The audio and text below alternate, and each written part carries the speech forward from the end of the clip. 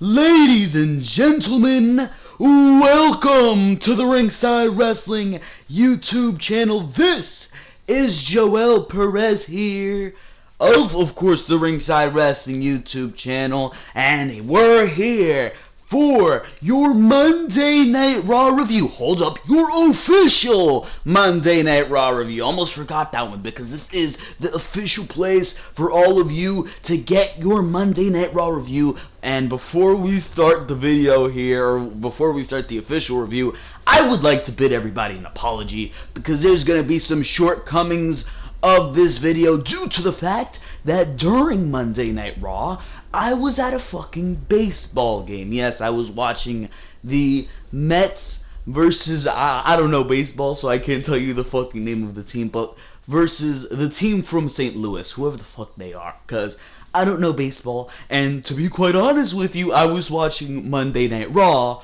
on my phone during the fucking game, and that just goes to show you my dedication to wrestling. So I'm sorry because there's going to be some shortcomings, like the gameplay. I only have 2 matches that happened on the show here tonight. Usually all the matches that I have happened on the show because I record them during and in the middle of the commercial breaks. But unfortunately, my gameplay for 2 of the matches, 2 of them, Elias Samson versus Finn Balor and Roman Reigns versus Samoa Joe, because I knew that was happening beforehand. I recorded it beforehand, and then Elias Samson versus Finn Balor happened last week, so I have gameplay for that, but everything else is going to be a little bit outdated, but I did get a good grasp of the show here tonight. And that's another place where there's going to be a shortcoming. You guys might not notice it because I'm so good at my job here on YouTube, but my notes, I had to copy and paste them from WrestlingInc.com. I took my notes when it came to the matches, but when it came to the promo, it was just too much to handle when you're in the middle of a baseball game. Very enjoyable baseball game we saw here tonight. The Mets did lose to that team from St. Louis, if you guys can figure it out who they were, but they did lose 6-3, so I was occupied with that during Monday Night Raw, but I am home in time for a review, and I did get some enjoyment out of this Monday Night Raw. A lot of good stuff happened on this Monday Night Raw here tonight. You had a nice segment with The Miz Taraj, which is a ridiculous name, and Dean Ambrose and Seth Rollins. That was enjoyable. Good match between Elias Samson and Finn Balor here tonight. Of course, the stuff that happened in the main event with Braun Strowman coming back from the events that happened at Great Balls of Fire, and of course the match that was Roman Reigns versus Samoa Joe. A lot of great stuff happened there. What happened with the Kurt Angle situation? I have some complaints about that, but overall it was a very good segment, and it was a very satisfying segment, so there's a lot to talk about, and we're going to start with those satisfying segments. We're not going to go in order here tonight, unfortunately, but there was a lot of good stuff going on this Monday Night Raw. Still not a good Monday Night Raw.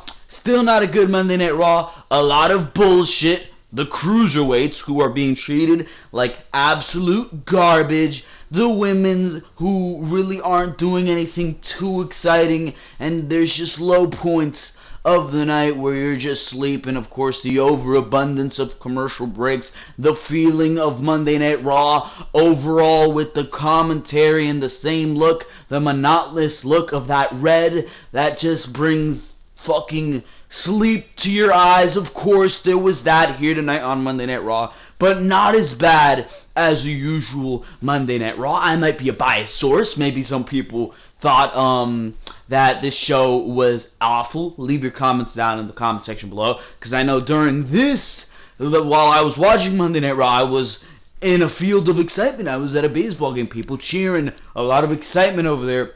So maybe I didn't find myself as bored as somebody who's sitting on their couch at home would find themselves. So I don't know, but make sure you leave it in the comment section down below. What did you think of this show here tonight? Because people might have different opinions, of course, due to the circumstance of where I was at while I was watching Monday Night Raw here tonight. The Ringside Wrestling YouTube channel. Let's get to that because there's a lot of things to go check out on the Ringside Wrestling YouTube channel. I know it's been a lot of lackluster content, not lackluster content, but lackluster amounts of content, and I am addressing that because of the fact that I'm going to have more time in the summer months, of course, and I will be able to be producing a lot more content, especially over the next 2 weeks. So make sure to keep that in mind. Probably going to be some news stories coming out before Smackdown Live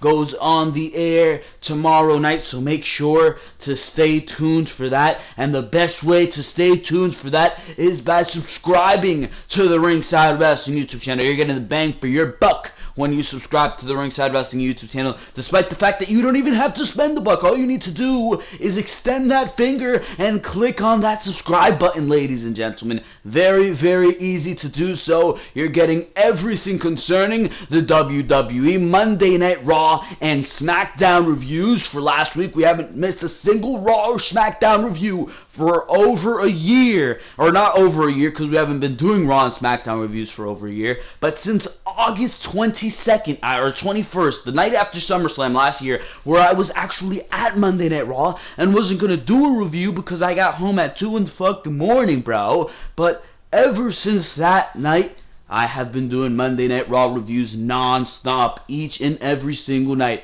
After that, I was doing Raw reviews. We're approaching a year. You're not going to miss a single Raw review here on the Ringside Wrestling YouTube channel. Raw and SmackDown reviews, both. And of course on Saturday, we have Behind the Mic, where we cover all the news in the WWE. Last week, or pretty much 2 days ago, on Saturday, we were doing Behind the Mic. Huge news on Roman Reigns kicking Enzo Amore off a WWE tour bus. We were talking about the Alberto El Patron and Paige domestic violence situation and my thoughts on that. Of course, there was a whole other sweep of news in that video, so you guys can make sure to go check out Behind the Mic episode number 28, I believe. That's how many we've done that I can't even remember anymore. Behind the Mic episode number 28 is up on the Ringside Wrestling YouTube channel, so make sure to subscribe to the Ringside Wrestling YouTube channel for all that good stuff and so much more. Pay-per-view reviews, NXT TakeOver special reviews, preview and predictions for those NXT TakeOver specials and pay-per-views. So there's a lot of stuff going on the Ringside Wrestling YouTube channel, especially considering the fact that we get a pay-per-view almost every 2 weeks in the WWE nowadays. Jesus Christ, a lot of bullshit going on in the WWE. Make sure to go check out the Twitter account. I wasn't tweeting a lot tonight. I sent out like one tweet about the Kurt Angle segment. Of course, you know the reason why. I'm not going to say it again because I've said it like 3 times already. But you know the reason why I wasn't tweeting that much here tonight, because I was at a baseball game. If I have to repeat that one more time, Jesus Christ, I'm going to shoot myself in the fucking head. But for now, ladies and gentlemen, enough blabbering on about the Ringside Wrestling YouTube channel, because we have a Raw review and we're going into Monday Night Raw right here, right now. We were in Tennessee for Monday Night Raw tonight. Good old Tennessee. Shitty ass crowd. No doubt about it. Awful crowd here tonight. If you're from Tennessee, if you were in the crowd tonight, I'm sorry, but you were awful, bro. Did not peep. You saw the Kurt Angle segment and what happened there with Jason Jordan declaring himself Kurt Angle's son, and the fucking Tennessee crowd did not give a fuck. Crowds like these, bro, crowds like these need to be fucking removed from the WWE attendance list for, I don't know, a so number of years until they learn their lesson, and the next time the WWE comes to Tennessee, where Mary Jo Lewis and fucking Billy Bob Orton, or let me not use that name, bro, because of course you know who that is, but these fucking retards in Tennessee won't make a fucking peep because they're too busy worrying about the fucking cows back at the farm. Nah, bro, this is a wrestling show. This is the WWE. You didn't just come here to bring the kids to get little Jimmy Little Jimmy over there in the crowd. You didn't come here to get a little pop out of Little Jimmy. It's the summer. He's off school. Let's bring him to the WWE event. And then when we get home, we can milk that cow until it gives us gold.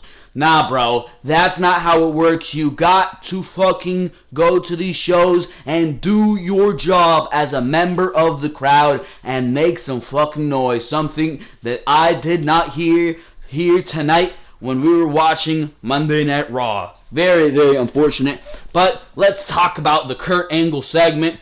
And it was a good one. It was very, very interesting. Clearly, there was a lot of hype surrounding this. Rumors. Could it be Dixie Carter? Could it be fucking Stephanie McMahon making her return? Just a whole lot of names thrown into a bucket. There was rumors about Eric Bischoff, or Eric Bischoff pretty much saying that it was going to be Dixie Carter and it was going to be similar to a storyline that happened with TNA. And Kurt Angle having an illegitimate son. That was a storyline that was played with AJ Styles and some female in TNA back in the day. But they did go the I'm going to have a baby route, but Dixie Carter clearly was not involved. The person involved was Jason Jordan, and he was revealed as Kurt Angle's illegitimate son.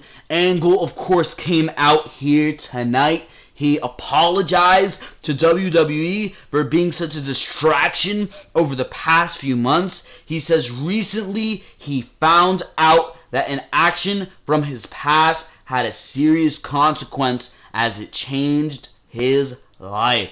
Angle was afraid of change because he thought it would 100% or it would hurt his family, but he's happy to say his family 100% supports him in this. WWE is also supportive of this announcement, as his employer Angle says while he was in college, he dated a young lady. They dated for a while, but stopped. He recently found out that the woman gave birth to a baby boy 9 months after their last date. Angle was unaware of the pregnancy and the birth.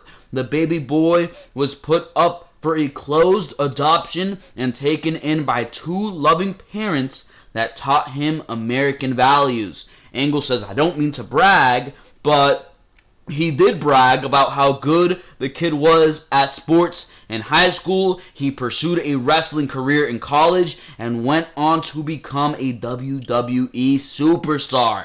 Angle is now happy that he did that because Angle says, we're about to settle this in the ring as we always do on Monday Night Raw, because he welcomes the newest member of Raw, his son, Jason Jordan. Holy shit. And the Tennessee crowd did not make a peep, unfortunately. But Angle, he starts crying as the American Alpha music hits, and out comes Jason Jordan. They hug, he raises the hands, and unfortunately the segment was over, but they are going to have an interview together after Monday Night Raw goes off the air, so that would be about right now that it's on the WWE Network. But let's discuss this segment. There's a lot of questions that propose themselves right here as we speak about this segment that a lot of people are disregarding, but it's my job to point things out like that. And the first thing that popped into my mind, shouldn't have been the first thing, but the first thing that popped into my mind, because I'm just such an analyst, how the hell did this affect Kurt Angle's WWE career? All these segments, oh, this could ruin my career, I can be fired as a GM, holy shit, this is gonna ruin my family. How, bro? How is this you having an illegitimate son because of a mistake, or a long-lost child because of a mistake you made in college? How is that going to affect your modern-day career? How is that going to affect your family? It really isn't. It really isn't. So that's just an inaccuracy I point out right there. And it really kind of takes away from the realism that you experience while watching this segment. I don't know about you, but it definitely took away from my belief, or my suspension of belief, which is what WWE is supposed to give us when we're watching Monday Night Raw. It took away from my suspension of belief. Another point here. What's going on with American Alpha, bro? What is going on with American Alpha? There were people arguing that it should have been Chad Gable. It would have made more sense because clearly Jason Jordan is not the same color of Kurt Angle. So, I mean, that's what people were arguing online. But you don't know. Maybe Kurt Angle, he was involved with a Latina. You don't know. You don't fucking know. I'm Dominican myself, for all of those who don't know. So maybe Kurt Angle was involved with a Dominican. You don't know. You don't know, but despite that, it makes sense that Jason Jordan would be his son. He shares some features. The shape of Jordan's head, I could certainly see being like Kurt Angle's. I could see it. I could definitely see it. But my question is, Chad Gable. Chad motherfucking Gable. What is the deal with him? What's going to happen with him? Is he going to be left on Smackdown to pursue a singles career? Which could very well happen. And it could mean success for Chad Gable on SmackDown Live. That can certainly be a possibility. I can certainly see that happening. You've seen the match that Chad Gable had with AJ Styles on the 4th of July episode of SmackDown. Very good match on the 4th of July episode of SmackDown. Had a match with Kevin Owens. He's been having singles matches. So maybe that's what WWE has been preparing us for. And I mean, it's unfortunate because WWE is kind of shooting themselves in the foot right now. We know that both these guys are talented as hell and could succeed as single stars, and it was eventually going to be the case. But so soon before these guys can have a real run on top of a tag team division, and on top of that, look at your tag team divisions right now. You're breaking up yet another tag team, and this is what I'm talking about with the shooting of the foot here. Because why would you break up American Alpha when you look at Monday Night Raw's tag team division, which could certainly use the help? It could certainly use the help. The Hardys, that's an inevitable break. Inevitable, if you ask me. Jeff Hardy, you know where the stock is with Jeff Hardy. Matt Hardy, the broken brilliance of Matt Hardy, you know where the stock is, the ceiling is from that. It's certainly not anywhere in the fucking stratosphere that we're in. So, I mean, Jesus Christ, that's an inevitable split. Sheamus and Cesaro, who are your tag team champions, Sheamus in August has to go film a fucking movie for 6 weeks, and Cesaro, that's going to run right through SummerSlam, I believe, and Cesaro, is he going to be left alone as tag team champion? What's going on with that, bro? What's going on with that? That's going to be a split, if you're talking about that, and that's going to leave you with Gallows and Anderson, The Revival, 2 heel teams, and Rhino and Heath Slater as your tag teams on Monday Night Raw. You're telling me Rhino and Heath Slater, they're going to be challenging for your tag team titles? No. American Alpha could have been that beautiful injection that you needed in that tag team division to keep it stable for the next couple months, because a feud with the Revival and American Alpha can certainly last you till the new year next year. I can certainly see that going. Maybe I'm ahead of myself. Maybe next week Jason Jordan will say, hey Angle, if I'm going to be on Raw, I need my tag team partner.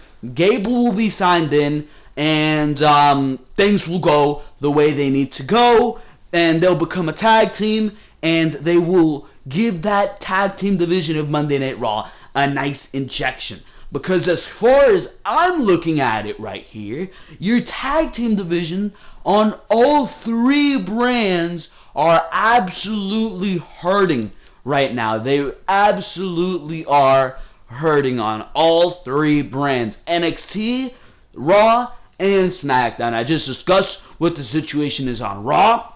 NXT, which is supposed to be developing talent to go up to Raw and SmackDown, their tag team division is in fucking peril, bro. They have the Authors of Pain and the Sanity and the guys they just beat, the fucking Heavy Machinery. There you go. Jesus Christ. They have 3 teams. 3 goddamn teams. And then I think Riddick Moss, which is a team we saw once. Riddick Moss and some other guy, bro. So four teams, one of which we've seen once, another one of which Heavy Machinery, who just lost to the Authors of Pain, and then Sanity is going to be the next one in line. Clearly, Red Dragon is going to come in. We just saw the debut of Bobby Fish on NXT, and then, of course, Kyle O'Reilly is going to... Bobby Fish went into a match with... what do you call him? Aleister Black was absolutely fantastic, by the way. He lost to Aleister Black. Kyle O'Reilly, if you read the spoilers, click off don't click off, just fast forward a little bit, 10 seconds. Kyle O'Reilly clearly going to go into a match with Aleister Black, and he's going to lose to Aleister Black, and that's going to bring Red Dragon together on NXT, and they're going to be groomed. But besides that, NXT, all the talent they have in that tag team division, you still need to plant seeds in order to make that tag team division flourish again, and it's not anytime soon that you're going to see any of the teams on NXT go up to the main roster, because you broke up DIY. So Raw is hurting right now. NXT, which is supposed to replenish Raw and SmackDown, is hurting right now. And then you look at SmackDown, and they're looking better off, but better off isn't saying much, because you look at their tag team division. They just lost American Alpha, clearly, which was a big team that could have served into the future. Then you got the Usos, you got the New Day, the Ascension, who we haven't seen in God knows how long. You got Breeze and Fandango and the Fashion Police, or Breezango, whatever the hell you want to call them. And I think that's it. So, I mean, what are you doing? Like, literally, what are you doing with these tag team divisions? Because I cannot figure it out. I don't understand it, but these tag team divisions are hurting, and unless Chad Gable does come in, and Chad Gable does join Jason Jordan next week, things are looking bad for the tag team divisions on Monday Night Raw. And that's what I'm thinking. That's the biggest head scratcher coming out of this Kurt Angle segment. Overall, the intrigue that we've been leading up to, or that we've been led up to, that's been built up to for these past couple weeks, this was a great climax to that. This was a breaking point in Jason Jordan's career. If he is going to be singles under the guidance of Kurt Angle, you clearly know what the American Alpha gimmick is. He's going to be great. He is going to be great. You know his in-ring ability. You've seen his in-ring ability. He's fantastic. And things are going to be looking good for American Alpha, or for at least Jason Jordan's side of American Alpha. As for Chad Gable, I don't fucking know. And I'm worried as far as the tag team divisions go on SmackDown Live, Raw, and NXT. So that's my thought on that segment. Sorry that I bantered on for almost 15 minutes about that. But there's a lot to talk about. There is a lot to talk about as far as that goes, and that's just scratching the surface as far as all the things that segment brought to the table, as far as everything that it did. We're going to go on to the start of the show, and then we're going to work our way up to the main event. The show started with Dean Ambrose. Dean Ambrose came down, and they showed what happened last week with Ambrose, Seth Rollins, and the Miz Taraj. Ambrose came out. He's looking for a fight. He challenged the WWE Intercontinental Champion, The Miz, to come out and bring his buddies. Ambrose keeps waiting, but the music hits and comes out Seth Rollins instead. Rollins asked why Ambrose is picking a fight that he can't win on his own. Ambrose told him to stay out of his business last week, but at the end of the night, it looked like Ambrose was fighting Rollins' battles. Rollins appreciates Ambrose's toughness, but he believes Dean needs to calm down and come up with a better plan. They go on, and Ambrose brings up what happened with the Shield.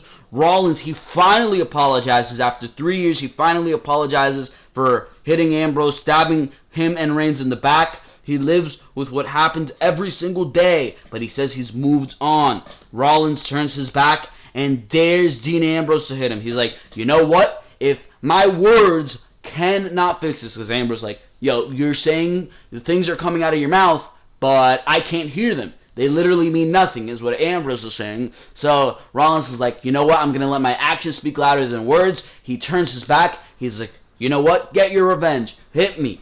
Ambrose contemplates it, but in the end, he decides not to do it. He throws the chair out. That's when the Miz Taraj comes into play, and clearly they come in with things to say. The Miz, Curtis Axel, and Bo Dallas come out. Miz says, "This is touching, like a country song, but it's not going to work." Miz keeps talking as they surround the ring, and they all have chairs now too. Bo gets on the apron first. Ambrose knocks Miz off the apron and takes him to the floor, while Axel and Dallas unload on Rollins. Miz drops Ambrose and sends him into the steel steps. Rollins is triple teamed.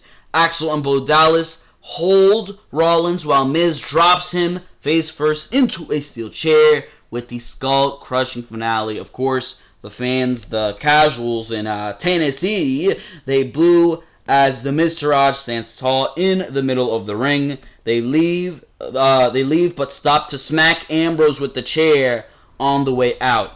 Ambrose, Axel, and Dallas, it says Ambrose, what the fuck? The Miz, Axel, and Dallas stand tall with steel chairs as Miz's music hits.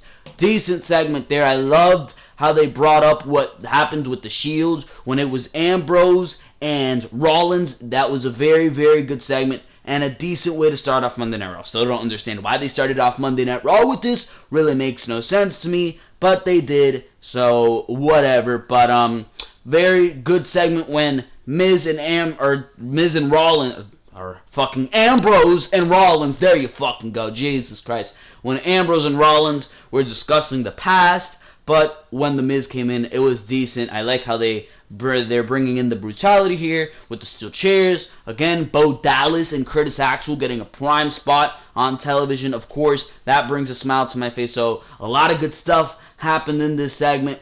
But overall, it shouldn't have started off Monday Night Raw, especially considering what they did with the Angle segment.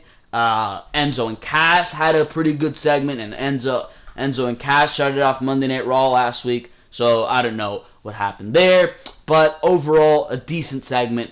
It continues the feud of Miz, Ambrose, and Rollins. What interests me about this feud is that this could possibly lead to the reunion of the Shield. I don't know, but for now, because Roman Reigns right now looks like he's going into the main event scene. But I mean, a lot of stuff going on here. Don't know what they're gonna end up with. Maybe a triple threat: Miz, Ambrose, Rollins. But then again, I don't know what the hell they're leading to here towards SummerSlam, because at this point we are building towards SummerSlam. So that's the question in my mind: what matches is gonna lead to going into SummerSlam? But besides that, let's move on here. We come back from the break. That's where the Miztourage is walking with Maurice backstage. Charlie Caruso approaches them for comments, but Miz shuts her down. They've said everything they're going to say, or they've said everything that they're going to say tonight. That moves us on to Alexa Bliss versus Bayley. Okay match here. Alexa and Bayley were fighting, and Nia Jax, she came down in the middle of it. And that led to the closing segment of the match, because Nia Jax, Bayley was chasing after Alexa, who scrambled, of course, to the outside, being the dastardly heel that she is. Bayley is stopped by Nia Jax. That's when Alexa Bliss, I should say, is able to take advantage, hits Bayley with a forearm. And it looks like it's about to be over, because Alexa Bliss, of course, took advantage with her dastardly ways, using Nia Jax to her advantage. But Sasha Banks, she comes down, evens the odds, takes down Nia Jax, drops kick her into the LED apron, if you could call it that. I don't fucking know. But the LED side of the ring, and that allows the distraction, because Alexa Bliss clearly looking like a dummy here, because WWE can only book their champions like fucking dummies. She is watching Sasha Banks take down Nia Jax, and that allows the distraction for Bayley to hit a Bayley to belly and pin your champion not once but twice. Don't understand why champions are being pinned on free television. It's fucking retarded, and I have a grievance with that. I really do have a grievance with that. Champions should not be being pinned on television. Champions are pinned when they're losing their championships. Besides that, champions should not be taking pinfalls. But Bayley pins Alexa Bliss for the second week in a row here. Just goes to show you how much WWE values their champions. I don't care if Alexa Bliss is a dastardly heel. It's okay for her to win sometimes. I don't fucking understand it. But, of course, that was not the case. Bayley gets a second win on Alexa Bliss here tonight. That, of course, transpires to something that I do not like, and we're going to talk about that later in the review. But we go to Kurt Angle. A nervous Kurt Angle is backstage with Corey Graves. Angle is having second thoughts about coming clean and going public tonight. I don't know why, because what he said really wasn't negative, and I talked about that, but Graves reminds Angle that we live in the age of social media, and this will get out, so he should just come clean right now. Angle says Graves is right. We should hear this from Angle himself. Angle thanks Graves and says his friendship means so much to Angle and this mystery person. So, there you go. We got a look back at recent happenings between Akira Tozawa and WWE Cruiserweight Champion Neville. Tozawa, he's backstage with his Titus Worldwide partners, Titus O'Neil and Apollo Crews. Titus gives them a pep talk when Arya Daivari walks in. He asks where Tozawa's honor has gone. Arya says he wants a match with Tozawa from last week so he can finish what he started before Neville interrupted. He walks off. So, that's it. I don't know what the fuck happened from there. I wasn't really paying attention to this. We go to Drew Gulak and Brian Kendrick versus Jack Gallagher and Mustafa Ali. When was the last time you saw these guys on Monday Night Raw? I can't fucking remember. And clearly the WWE doesn't care for you to remember, because this was a shitty 2-minute cruiserweight match like what we always see. WWE wants the cruiserweights to get over. WWE wants to prove that the cruiserweights are a success on Monday Night Raw. Yet Mustafa Ali won in 2 minutes, hitting an inverted 450 splash, and it was all over. Nobody gave a shit about this match, and rightfully so, because we haven't seen these guys on Monday Night Raw in months, and nobody is supposed to care if you're not regularly featuring them on television, and if you're not giving them the time to compete. That's all I'm going to say about that. Let's move on here, and we're moving on to something important, and it's what happens with Enzo and Cass here tonight. Enzo Amore, of course, comes out, and he gives himself props like an asshole for his mic work, and mentions how Big Cass has been tossing him out of the ring onto their opponents for years. But Cass, being 7 foot tall, hasn't won them any titles. He goes on and says Cass said last week that he tossed Enzo out of his life at Great Balls of Fire, but not according to Enzo. He's still in Cass's life. He shows us a replay of the segment with Cass and Big Show last week. Enzo says Cass bounced a check and he sucks. Cass had 1 foot and 100 pounds on Enzo, but Enzo brought the fight to him at Great Balls of Fire. I don't know what fucking fight Enzo's talking about, bro. Enzo did not get a single punch on fucking Big Cass, or he punched him in the stomach a couple times. Big Cass no-sold that shit, so I don't know what the hell he's talking about. But Enzo says Cass was in the ring with someone his own size last week, but he couldn't even look Show in the eyes.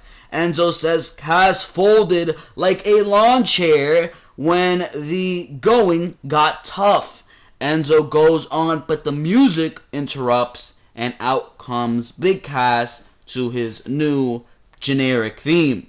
Cass says Enzo is always running his mouth and didn't learn his lesson at Great Balls of Fire. Cass is going to beat some sense into Enzo, and hopefully he will finally learn to shut his mouth.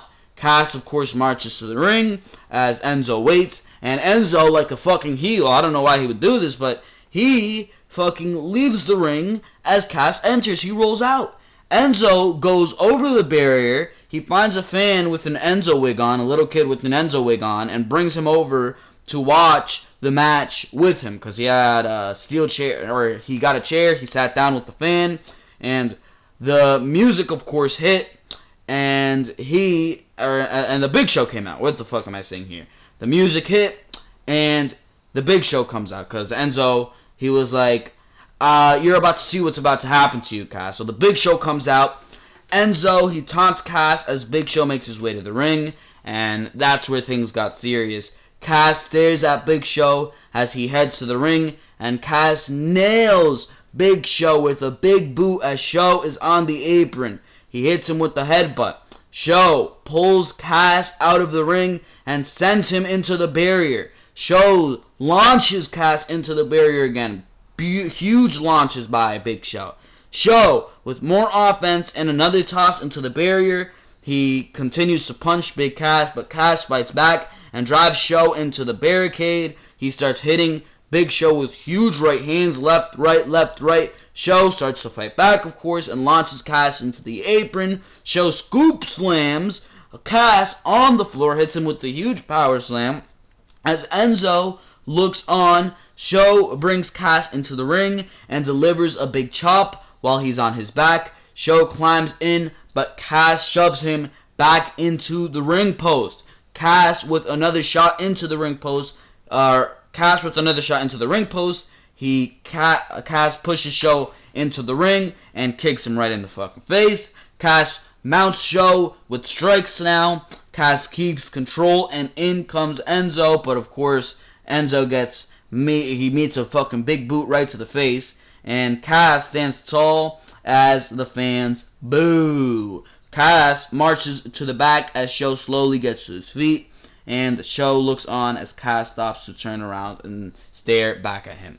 So, I mean, last week they made Big Cass look like a conniving pussy. This week, he actually brought it to the Big Show. I liked it. It was a lengthy fight a little bit here. Very lengthy fight we saw here between the Big Show and Big Cass. It went longer than I expected it to go, a lot longer than what we saw last week, the brawl. I'm just afraid that they're going to give away too much of this match before we get to SummerSlam, because these guys are full out brawling like if they're in the middle of their fucking match. So I don't know what's going on here, but Enzo clearly getting involved this week, going to be in the corner of the Big Show at SummerSlam, where Big Cass, I think, is going to beat the Big Show. I think that's inevitable. They're making Big Cass look strong here. I understand what they're doing here. Big Show's getting a program going into SummerSlam. So all's well here. All's well. It's an interesting feud with the mouthpiece of Enzo. I'm sure this is going to continue very interestingly going into SummerSlam. That's pretty much all I could say about this.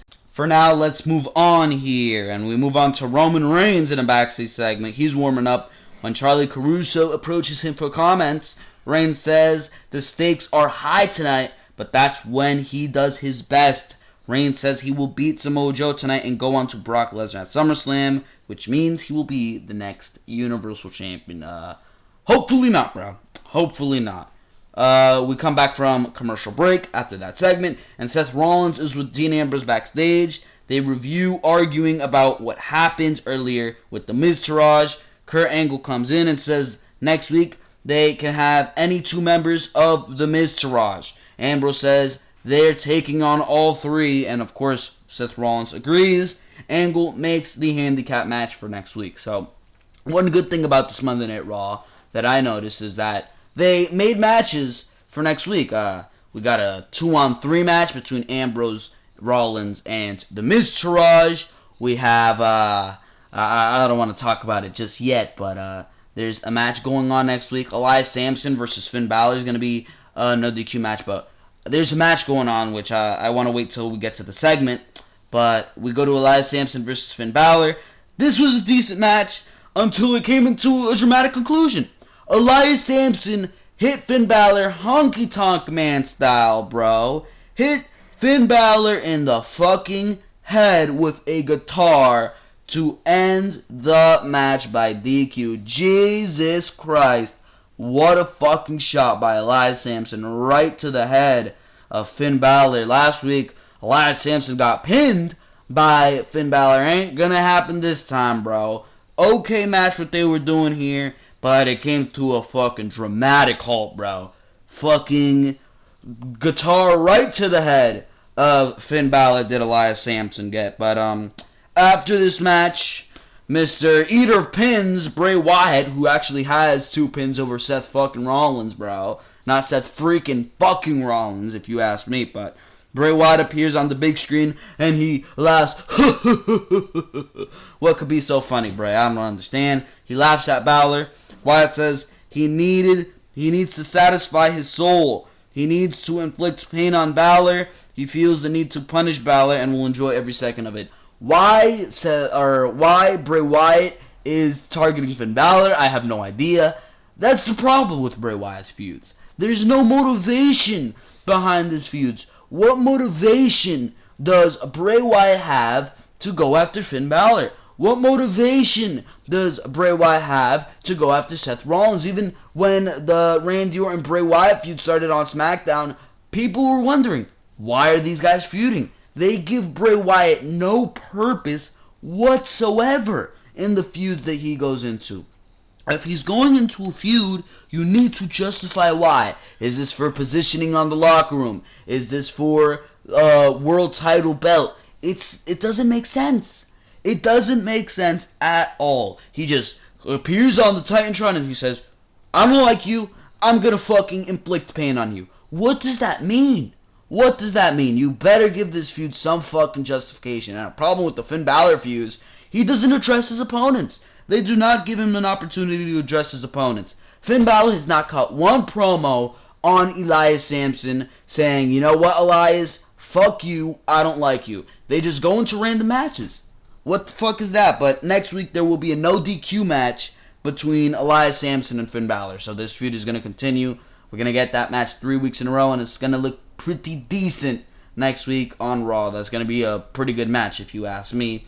And I think it's going to allow Elias Sampson to get a victory because Bray Wyatt clearly is going to screw Finn Balor over next week. So we're going to see that next week, where I actually might be doing this Monday Night Raw review a little later as well, because I think I have plans for next week during Monday Night Raw as well. But that's not going to stop me from doing a fucking review, bro. Not going to stop me. We're fucking heading towards a year of not missing Monday Night Raw reviews, and I want to celebrate that. But Kurt Angle, he's backstage preparing for his announcement when Sasha Banks and Bayley walk in, and this is the match where I have a strong opinion about it. They're arguing over who deserves the title shot. Bayley's like, I pinned Alexa twice. You beat her by count out. I pinned Alexa here tonight. You beat her by count out. You have no fucking say.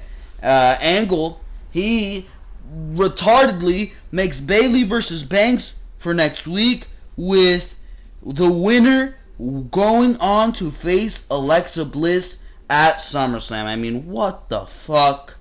What the fuck is the issue with that one? It makes no goddamn sense to me. Makes no goddamn sense to me. This is a match that should be going in to SummerSlam for the Women's Championship, and you're telling me that instead it's going to be Bayley or Sasha versus Alexa, 2 matches that we've already seen? Why are you giving this away on free television? Why? There's no emotion going into this match whatsoever. No emotion at all. No emotion at all. And Bayley versus Sasha is a feud that needs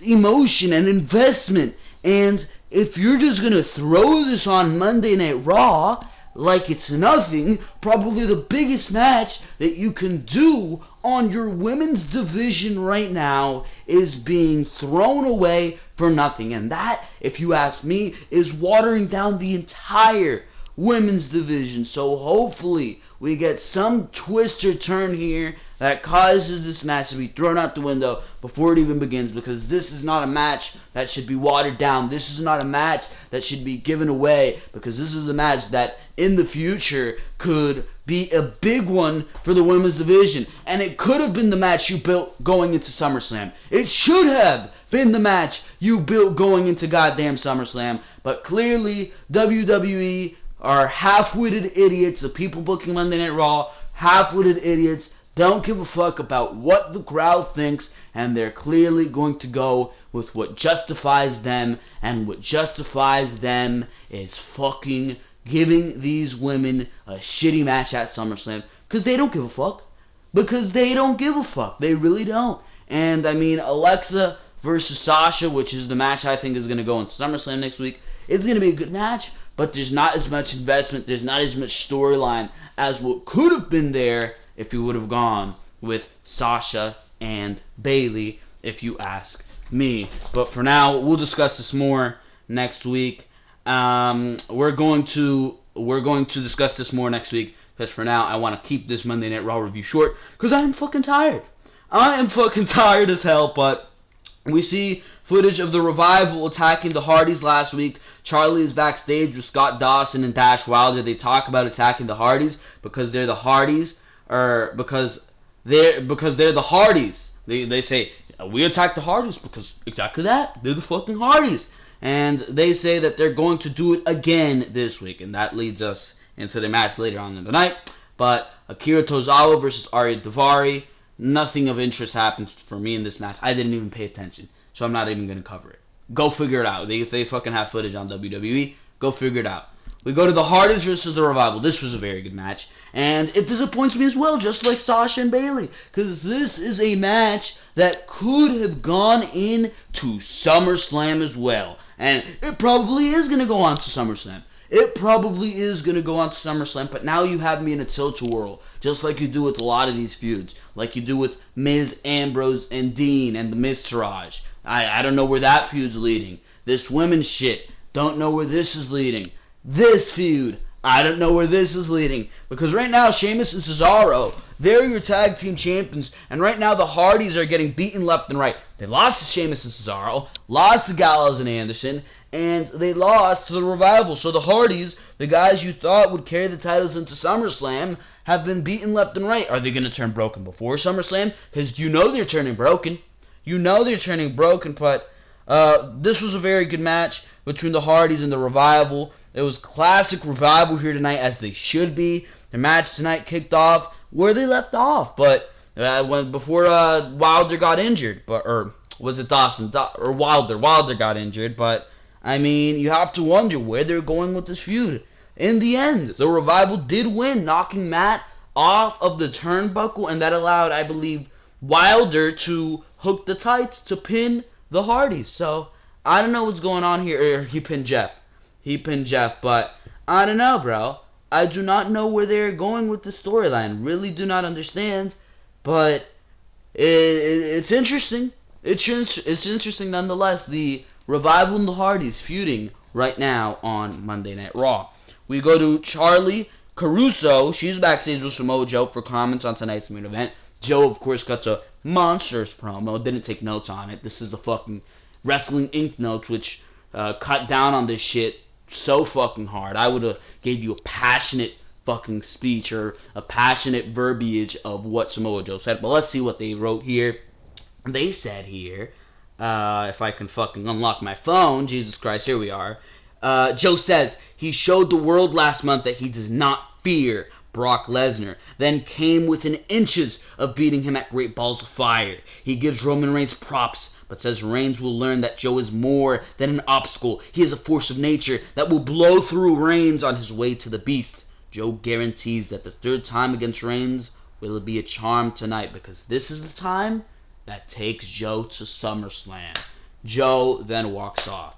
That leads us to Roman Reigns and Samoa Joe, which they have, of course, a fierce, hard-hitting match. No doubt about it. I mean, you know who these two guys are. There was a spot where fucking Joe, I think Reigns was going for the drive-by, just fucking clotheslines him. Reigns lands on the apron. He fucking comes back. Reigns somehow gets in a fucking clothesline because Superman, you saw the Superman punches, the tease for the Coquina Clutch. Just a bunch of shit. The intensity, the ferocity, it was all there. But what was interesting is what happened when the match was almost over, because Braun Strowman, of course, made his return here after the fucking horrific shit we seen at Great Balls of Fire. He came in and absolutely fucking looked like a monster. He fucking came in, Samoa Joe was laying on the apron, fucking shoves him down onto the floor. Roman Reigns fucking is, of course, in the ring. He gets on the apron.